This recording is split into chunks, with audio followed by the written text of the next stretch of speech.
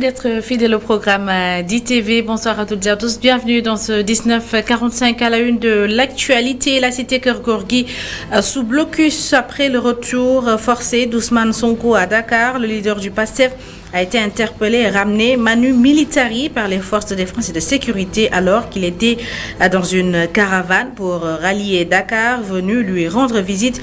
Les leaders du F24 n'ont pas pu accéder à son domicile. Des membres de l'organisation ont été interpellés.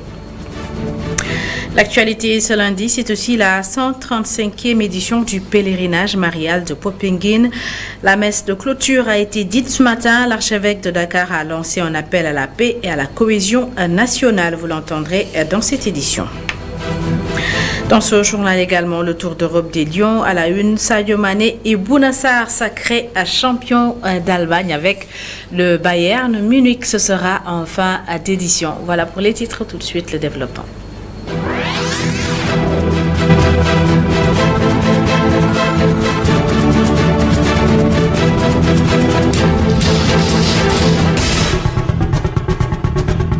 Ousmane Sonko interpellé et ramené de force à Dakar par les forces de l'ordre alors qu'il était en convoi. Le président du GRADEC estime que c'est une atteinte à la liberté d'un citoyen. Babacar Fall invite les acteurs politiques au calme et à la retenue en cette période préélectorale. Il est joint au téléphone par Amadou Bari. Même si on a entendu le ministre de l'Intérieur dire qu'il n'a pas été arrêté, il a été juste donc encadré pour le conduire chez lui. Mais ça, c'est une première. On n'a jamais vu, en tout cas, c'est une situation pareille. Je pense que c'est une atteinte très grave donc à la liberté, disons, de circuler. On ne peut pas aujourd'hui donc prendre quelqu'un qui fait une tournée, une manu militari, le déposer chez lui et barricader donc sa maison pour que lui, il ne sorte pas ou que les gens n'aient pas accès à son domicile. Il n'y a aucune décision de justice aujourd'hui qui l'assigne à résidence surveillée. Si on veut créer les conditions vraiment donc d'un apaisement de la tension donc politique, je pense que il y a un certain nombre de choses que l'on doit s'abstenir donc de faire. Nous, en tant que société civile, vraiment, nous condamnons ce qui s'est passé avec M. Ousmane Sonko. Il faut aujourd'hui donc faire une enquête pour voir. Bon, les partisans d'Ousmane Sonko n'avaient pas d'armes à feu, que je sache. Les gens qui ont des armes à feu, ce sont les forces de l'ordre. Probablement les nervis dont on a en tout cas signalé la présence. Et depuis le retour d'Ousmane Sonko à Dakar hier, impossible d'accéder à son quartier de résidence à la cité Gorgui. Les leaders de la plateforme F24 en déplacement à la cité n'ont pas pu voir Ousmane Sonko. Ils dénoncent une bancarisation du domicile du leader du PASTEF et l'arrestation de quelques-uns de leurs membres. Mamadou Dia et Moussa Dia étaient sur place. Voici leur compte-rendu. En visite chez Ousmane Sonko à la cité Keur Gorgui, le F24 dit être obligé à rebrousser chemin à coups de gaz lacrymogène. Ousmane Sonko dafa bokk ci ñun. Ousmane Sonko ci opposition bi la bokk. Ousmane Sonko est un membre du F24. C'est par principe de solidarité que nous nous sommes déplacés à la cité Keur Gorgui. Nous souhaitions le voir, discuter avec lui, mais les forces de l'ordre ne nous ont pas laissé faire. Ils nous ont gazés. Le ministre de l'Intérieur a mis fin à la caravane dite de la liberté du leader de PASTEF. Elle n'est pas déclarée, d'après le patron des forces de défense et de sécurité. Le F24 rejette catégoriquement cette thèse.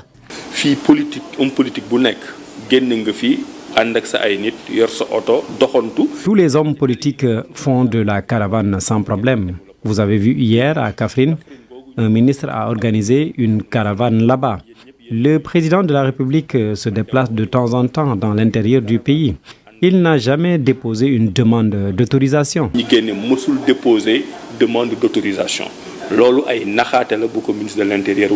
Les membres du F24, souteneurs du maire de Ziguinchor, disent ne disposer aucune information sur lui. Non, déjà, c'est pas normal. Parce que këram la nekk, domicile privé. Je n'ai aucune information sur lui. Cette affaire ne concerne pas Ousmane Sonko seulement. Demain, ça peut être moi ou quelqu'un d'autre. Le président de la République refuse d'avoir un opposant. Ce qu'il prépare, c'est un troisième mandat. Le F24 dénonce par ailleurs l'arrestation à la cité Keur Gorgui d'un autre membre de l'organisation, Aliou Sané. Et puis la Société nationale de gestion du patrimoine du train express régional a dénoncé cet après-midi une tentative de sabotage du train express régional. Un individu a d'ailleurs été interpellé par les forces de l'ordre selon le directeur général de la SENTER qui rassure les usagers. Les éléments de la sécurité sont selon lui assez équipés pour anticiper. Abdoulaye Sall et avec Papa Alunsar. Cette terre est bien gérée du point de vue sécurité parce que le président de la République a bien voulu nous mettre une brigade de gendarmerie. C'est-à-dire nous avons un groupement de gendarmerie du terre composé d'à peu près 300 gendarmes qui s'occupent vraiment de la sécurité du terre. Et tout au long, l'ensemble des polices et l'ensemble des gendarmes, parce que nous traversons 19 communes, sont mobilisés tout le temps pour veiller quand même à la sécurité du terre, pour veiller à ça parce que quand même le terre qui est présent sur 19 à peu près sur 36 km, traverse 19 communes. Les gens, généralement, se mettent sur les parce qu'il y a des maisons attenantes, se mettent là-bas pour lancer des pierres. Et chaque fois, il y a quelques pierres, mais vraiment, ça n'a jamais handicapé quand même l'exploitation normale, la fiabilité opérationnelle de cette exploitation. Ça n'a jamais été handicapé. Nous avons quand même 500 caméras tout le long qui nous disent après ce qui se passe vraiment sur le terre. Je vous le disais en titre, pèlerinage marial de Popenguine, édition 2023. L'archevêque de Dakar lance son appel à la paix. Monseigneur Benjamin Ndiaye a rappelé l'importance de la préservation du vivre ensemble et du dialogue islamo-chrétien. Il s'exprimait en marge de la cérémonie officielle. Voici au micro d'Isidore Alexandre Sen. Monsieur le ministre de l'Intérieur, la paix, nous la souhaitons à longueur de journée, à travers nos salutations. La paix est le ciment de la vie en société. Elle nous enseigne l'écoute, le respect, l'estime des autres et de soi-même. À l'école de Marie et d'Élisabeth, que l'écoute mutuelle soit une discipline à cultiver par nous tous. On n'a pas forcément raison parce qu'on parle plus fort que les autres ou parce qu'on parle avec plus d'habileté ou d'éloquence. Mais nous avons raison si nos paroles bâtissent la paix et réellement. Aucune parole mauvaise ne doit sortir de votre bouche, conseille l'apôtre Paul, qui ajoute: s'il en est besoin, dites une parole bonne et constructive, bienveillante pour ceux qui vous écoutent. De la lettre aux Éphésiens, chapitre 4, verset 29. Interdiction d'exportation des métaux non ferreux et non recyclables au Sénégal. La Fédération nationale des ferrailleurs et broncanteurs du Sénégal fustige la décision du ministre du Commerce. D'après ses membres, cette décision aura une incidence négative sur leurs activités. Écoutons à ce sujet Hassan Bichichi. Il est au micro de Babacar Seck. On se retrouve confronté à des problèmes techniques. Pourquoi? Parce qu'au niveau de la ferraille, il y a ce qu'on appelle les produits non ferreux, que sont l'aluminium, le cuivre, le zinc, etc. Mais aujourd'hui, on ne peut pas exporter ces produits. Et que ces produits ne devraient pas faire l'objet d'une interdiction d'export dans la mesure où les industriels qui sont là n'utilisent pas ces produits. Et quand on a organisé la réunion du 2 mai au niveau du ministère du Commerce à la salle de Kinkeliba, la douane nous avait promis qu'elle avait levé l'interdiction au lendemain, ça veut dire le 3 mai passé. Mais jusqu'à présent, ces promesses tardent à se tenir. Pourquoi? Parce que uniquement, on ne cesse de nous tromper et on ne sait pas pourquoi. Même les industriels aujourd'hui sont d'accord à ce que l'export soit ouvert concernant ces produits non ferreux. Mais jusqu'à présent, notre message tombe dans l'oreille d'un sourd. C'est pour cela que nous interpellons directement Monsieur le Président de la République, Monsieur Macky Sall, pour qu'il prenne ses responsabilités, prenne la décision, la bonne décision dans ce secteur. Ça veut dire réouvrir l'export de ces produits non ferreux qui sont l'aluminium, le bronze, le cuivre, etc. Pourquoi? Parce qu'aujourd'hui, ces secteurs se trouvent être bloqués. Il y a beaucoup d'argent qui sont bloqués dans ce secteur parce qu'uniquement on n'arrive pas à vendre ces produits. Et si on ne trouve pas de solution, ça risque de créer une crise sans précédent dans le secteur parce qu'il y a l'arrivée imminente de la fête de la Tabaski. C'est pour cela que nous tenons aujourd'hui ce point de presse, pour dénoncer non seulement cette situation, mais aussi pour montrer l'incompétence du ministre qui a pris cette décision. Parlons à présent de lutte contre les inondations à Sokone. Le programme de modernisation des villes investit 800 millions de francs CFA pour prévenir les inondations et surtout faciliter l'accès à ce village. Deux tronçons seront réalisés et la réalisation de ces deux ouvrages permettra de faciliter l'accès au village en période hivernale. Adamassar et Astombaye ont assisté au lancement. Confrontée à des inondations à chaque hivernage, la commune de Sokone va bénéficier d'un programme d'assainissement de plus de 800 millions de francs CFA pour l'évacuation des eaux pluviales. Selon la coordonnatrice nationale du programme Promoville, 2 tronçons seront réalisés. Donc à Sokone, vous avez constaté que les travaux ont effectivement démarré. Donc on démarré sur 2 tronçons, où essentiellement actuellement nous réalisons des travaux d'assainissement eau pluviale. Comme les différents intervenants ont eu à le souligner, au niveau de Sokone, la difficulté majeure est liée au phénomène d'inondation. Et sur ces 1,5 km que nous réalisons au niveau de Sokone, pour un coût global de plus de 800 millions, nous avons mis en place des conduites pour pouvoir drainer les eaux pluviales sur des points bas endémiques, notamment au niveau du poste de santé, au niveau de Sokone, mais également au niveau de l'école élémentaire 3, je pense, où nous avons mis en place un système de drainage qui va pouvoir collecter les eaux et les amener vers le bras de mer. Donc les travaux de chaussée vont suivre, ce qui fait que nous sommes actuellement à un taux d'exécution de plus de 10%. Et nous espérons que d'ici le démarrage de l'hivernage, l'entreprise pourra finaliser au moins les travaux d'assainissement eau pluviale pour permettre de drainer les eaux pendant l'hivernage et soulager les populations au moins pour cet hivernage-là. La première adjointe au maire de la commune de Sokone apprécie. Il y a eu plusieurs familles qui étaient impactées. Combien de quartiers? Bon, on avait le quartier de Diamaguène Centre, le quartier de Ndangan, il y a aussi le quartier de Diamaguène Nord. Mais il y a, entre autres, d'autres poches, n'est-ce pas? Parce que on a des zones accidentées où parfois l'eau stagne. Maintenant, et ces travaux vont nous permettre vraiment de pallier à ça. Le préfet du département de Foundiougne salue la démarche du programme Promoville. Nous avons pu noter l'appréciation positive émanant des populations pour cette bonne intervention et pertinente intervention de Promoville à travers ces deux communes, Foundiougne et Sokone.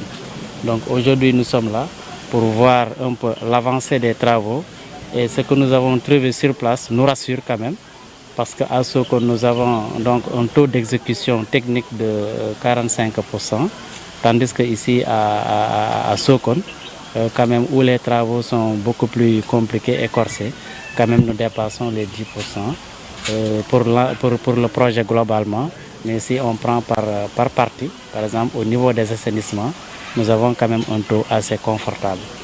Promoville a injecté environ 1,6 milliard de francs CFA pour la réalisation d'ouvrages d'assainissement et de voirie dans le département de Foundiougne. Et puis le ministre des Pêches et de l'économie maritime a rencontré les acteurs les comités locaux de la pêche artisanale. L'objectif de cette rencontre était de faire l'état des lieux du secteur. Le ministre a annoncé l'application très prochainement de l'interdiction de la pêche des espèces juvéniles. Papa Sanyamba est au micro de Babacar Seck. Il a été arrêté le fait de se réunir tous les 4 mois avec le bureau CNPA et 2 fois par année tenir une assemblée générale et à la fin de l'année faire une évaluation par rapport au chronogramme qu'on s'est fixé, tâche début, tâche fin, et voir les tâches qui ont été réalisées, voir ce qui est en cours et voir ce qui n'a pas été fait et déterminer les éléments de causalité. Pourquoi ces volontés et ces rêves n'ont pas été réalisés. Et je pense que je suis conçu de la famille de la pêche. Nous avons aussi parlé des problèmes de conflit qui minent ce secteur. Nous avons parlé aussi, et heureusement ça vient de même, les mesures qu'il faudrait prendre pour lutter contre cette pêche de juvéniles. Parce qu'aujourd'hui, dans l'ensemble des aires marines protégées, nous avons vu une abondance d'espèces juvéniles, ce qui augure une très bonne campagne de pêche. Mais il faudrait laisser ces juvéniles se développer. Ils ont dénoncé certaines pratiques des acteurs de la pêche artisanale qui se permettent vraiment d'attaquer des nurseries, et ce qui n'est pas admissible et ce qui n'est pas normal. La direction de la surveillance des pêches est à pied d'œuvre pour pouvoir arraisonner l'ensemble de ces pirogues et les infliger les amendes qu'il faut. Et il n'est pas exclu des peines d'emprisonnement parce que c'est des actes criminels qui sont posés et qui sont inacceptables que ça continue. Alors à présent, Diasso, le maire a inauguré une piste latérique de plus de 3 km et le relie les villages de Paki et Toglou. Exclusivement financé par la municipalité, l'ouvrage va permettre de relancer les activités économiques dans la zone et de régler plusieurs problèmes liés à l'enclavement de ces villages. Montagakan et Mamadouba pour les précisions. Désormais, les habitants des villages de Toglou et de Paki n'auront plus à faire un détour de 12 km pour une distance de seulement 3 autres. Oui, c'est une piste déjà qui permet de désenclaver 2 villages, notamment le village de Paki et le village de Toglou. Entre ces 2 villages, la distance ne faisait même pas 3 et quelques kilomètres. Et ces 2 villages, pour avoir des relations commerciales, pour se déplacer, ces 2 villages devaient faire un grand contournement qui passe par beaucoup Bentenye Kandam, ce qui faisait plus de 12 km. Cette piste a été réalisée selon les normes édictées.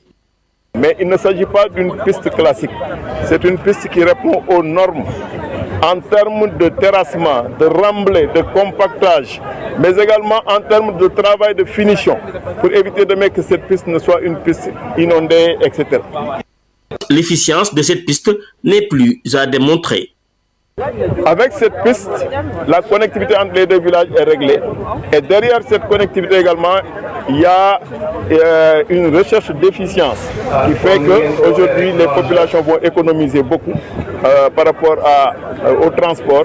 Mais également, les populations pourront développer d'autres types d'activités.